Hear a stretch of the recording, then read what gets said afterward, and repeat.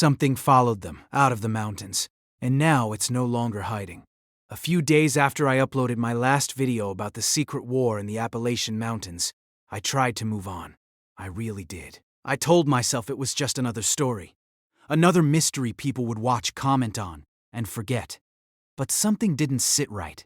At first, it was small things. Comments started appearing under the video. Not the usual ones. Not theories or jokes. These were different. I've seen this. It's not just there. They're closer than you think. I ignored them. Then I got a message. The account had no profile picture, no username I could recognize. No posts, no followers, nothing. It looked like it had been created just to send one thing. One message. You were right, but you're late. That was it. No explanation. Just a file attached below it. I hesitated before opening it. I don't know why, but something in my gut told me I shouldn't. But curiosity always wins. So I clicked it. The video started instantly. It was a dashboard camera recording. Nighttime. The timestamp read 2:17 a.m. A man was driving down a narrow road. Trees on both sides. No streetlights. No other cars. Just darkness. Everything seemed normal for a few seconds, until the car began to slow down. And then, it stopped, because there was someone standing in the middle of the road. The headlights lit up the figure, but not clearly enough to see a face. Just a silhouette, completely still, not moving, not reacting. The driver leaned forward slightly, like he was trying to understand what he was looking at. Then he rolled the window down a little and called out, "Hey, you okay?" No response. The figure didn't move, didn't even flinch. That's when the driver said something that I can't stop thinking about. That's not a person. There was no fear in his voice at first, just confusion, like his brain hadn't caught up yet.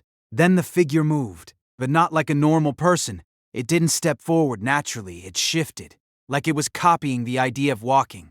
Too slow, too precise, like it had learned movement but didn't fully understand it. The driver froze. You could hear his breathing change, and then the figure tilted its head perfectly, slowly, like it was studying him.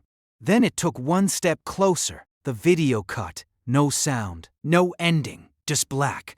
I sat there staring at my screen for a long time after it ended, trying to process what I had just seen. At first, I thought it had to be fake. It had to be. But something felt wrong about it. Too real, too quiet. So I checked the file details, the metadata. And that's when things got worse. The location wasn't anywhere near the Appalachian Mountains. It was hundreds of miles away. That's when the idea hit me. What if whatever is happening in those mountains isn't staying there? What if it's spreading? I started digging, looking for anything similar. And I found more, a lot more. Stories that sounded almost identical. People describing figures that didn't move right. Voices that sounded human but felt wrong. Strangers who knew things they shouldn't. One story stood out more than the others. A woman said her husband came home late one night. At first everything seemed normal. He looked the same, spoke the same, acted the same. But she said something felt off. Not immediately, but enough to make her uneasy. She couldn't explain it, until she asked him a simple question. "How did we meet?" He smiled. Calm, relaxed. And then he said, "The way humans usually do." She laughed at first, thinking he was joking, but he didn't laugh back. He just kept staring at her, waiting, like that was a normal answer. That's when she realized something was very wrong. I kept thinking about that line. The way humans usually do, not a memory, not a real answer, just a general idea, like something trying to imitate human behavior without actually understanding it. And then I remembered the phrase from before. We were learning you. Learning, watching, practicing. What if this isn't random? What if this is preparation? The more I looked into it, the worse it got. More reports, more sightings, more people describing the exact same behavior. And then I got another message. Same account, no name, no history, just coordinates, and one sentence. If you want proof, go here. I stared at it for a long time. Part of me wanted to ignore it, delete it, pretend none of this was happening. But I didn't. I checked the location. It led to an abandoned roadside motel. Middle of nowhere. Closed down years ago. At least that's what the record said, but something didn't add up. I checked satellite images, and what I saw made my stomach drop. Cars, multiple cars, parked outside, recently. That means someone's there. Or something. Along with the coordinates, there was one more file, an audio recording. I almost didn't play it, but I had to know, so I did. Static filled the speakers at first. Then a voice came through, low, shaky, like whoever was recording didn't want to be heard. They're practicing in groups now, a pause. You could hear something moving in the background. Leaves. Footsteps. They watch each other. Another pause. Longer this time. Then the voice came back, quieter, correcting mistakes. My heart started racing. Correcting mistakes, like they're learning, improving, getting better.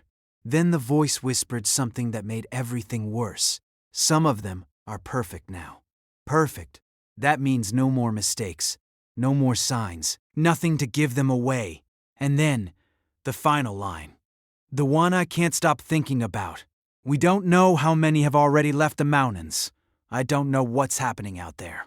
I don't know what these things are. But I know one thing. If something can learn how to be human, perfectly, then there's no way to tell who's real anymore. So ask yourself this. The next time someone looks at you, smiles, talks like everything is normal, how do you know it's really them and not something that learned how to replace them? And that should have been the end of it. It should have stopped there. A creepy message, a disturbing audio file, and a location I could choose to ignore. But it didn't stop, because the next thing that happened wasn't online. It was real. 2 nights after I received the coordinates, I heard something outside my house. At first I thought it was just an animal, maybe a stray dog, something moving through the street. But then I heard it again. Footsteps. Slow. Measured, back and forth, like someone pacing, right outside. I froze. Didn't move, didn't breathe, just listened. The footsteps stopped, and for a few seconds, there was complete silence. Then, a voice. Soft, familiar, calling my name, perfectly. Exactly how someone I know says it. The tone, the rhythm, everything. My entire body went cold. Because the person whose voice I heard wasn't there, wasn't even in the same city. I didn't respond. I didn't move. I just sat there in the dark, staring at the door, waiting. The voice came again, a little louder this time, a little closer, still calling my name. But something was wrong. There was no emotion behind it. No urgency, no confusion, just repetition, like a recording, or something trying to imitate one. Minutes passed. Or maybe seconds. I couldn't tell anymore. Then the voice stopped. The footsteps came back, walking away, slowly, until they disappeared. I didn't sleep that night. I couldn't. And the next morning I checked outside. There were footprints, right in front of my door. But they didn't lead up to it. They circled, back and forth, over and over again, like something had been walking in patterns, practicing. That's when I knew. This wasn't about the mountains anymore. Whatever is out there is here. I went back to the messages. The account was gone, deleted, like it never existed. But the files, they were still on my device, including the coordinates. I don't know why I did it.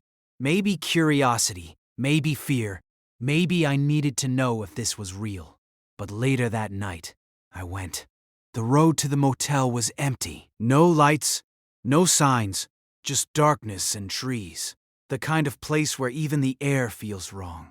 When I finally saw it, my chest tightened. The motel stood there, quiet, still, but not abandoned. There were cars parked outside, just like the satellite images showed. I turned off my headlights and sat there, watching, waiting. At first, nothing happened. Then, a door opened.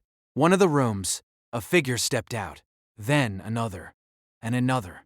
They moved slowly, not talking, not interacting, just walking, but not randomly. They were mirroring each other, every step, every turn, perfectly synchronized, like they were practicing movement together, learning from each other. I felt sick. I wanted to leave. I should have left, but I didn't. Because then, someone else stepped out. And this Tim, it was different. The way they moved was normal. Completely normal. Natural, effortless, no stiffness, no delay, nothing unnatural at all. They looked around, then spoke, and even from a distance I could tell. The voice sounded human, perfectly human. That's when I remembered the audio. Some of them are perfect now. My hands started shaking because I realized something I wish I hadn't. If they have learned, if they've perfected it, then they don't need to hide anymore. They don't need the mountains. They don't need isolation. They can go anywhere, be anyone, and no one would ever know. I don't remember deciding to leave, but suddenly I was driving, fast, not looking back, just trying to get as far away from that place as possible. When I finally got home, I locked every door, closed every window, sat in silence, trying to convince myself it was over, that I was safe. But deep down, I knew I wasn't, because before I went inside, I checked something I wish I hadn't. The ground, right in front of my door. The footprints were back, fresh, clear, and this time, they didn't circle. They stopped, right at the door, like something had walked up to it and stayed there, waiting. And then I noticed one last thing. Something that made everything worse. There were two sets of footprints, one leading up to the door, and another leading away. Which means, whatever came to my house didn't just leave, it was replaced. So if you're watching this right now, and everything feels normal, everyone around you looks the same, acts the same, sounds the same, just remember this. If something can learn how to be human perfectly, then the scariest part isn't what's out there. It's not knowing who isn't. I didn't sleep for nights after that.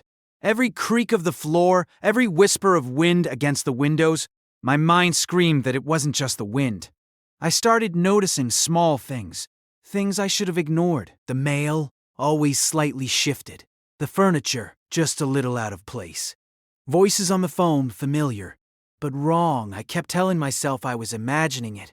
I had to. Then, one evening I saw it. Or them.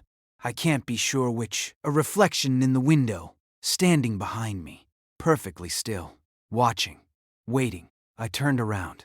Nothing. I looked back at the window. The reflection was gone. I whispered to myself, it can't be real. It's just me losing it. But the next morning, I found something. On my kitchen counter, a note, written in my handwriting. But I never wrote it. It said simply, we're learning. I don't know how many you are. I don't know how many I already see every day. Perfectly human, perfectly normal. And I realize the truth I can't escape. The war isn't just in the mountains anymore. It's everywhere. And I can't tell who's human or who's been replaced. Because the scariest thing isn't what's out there. It's what's inside your home. Watching, learning, waiting. And maybe it's already you.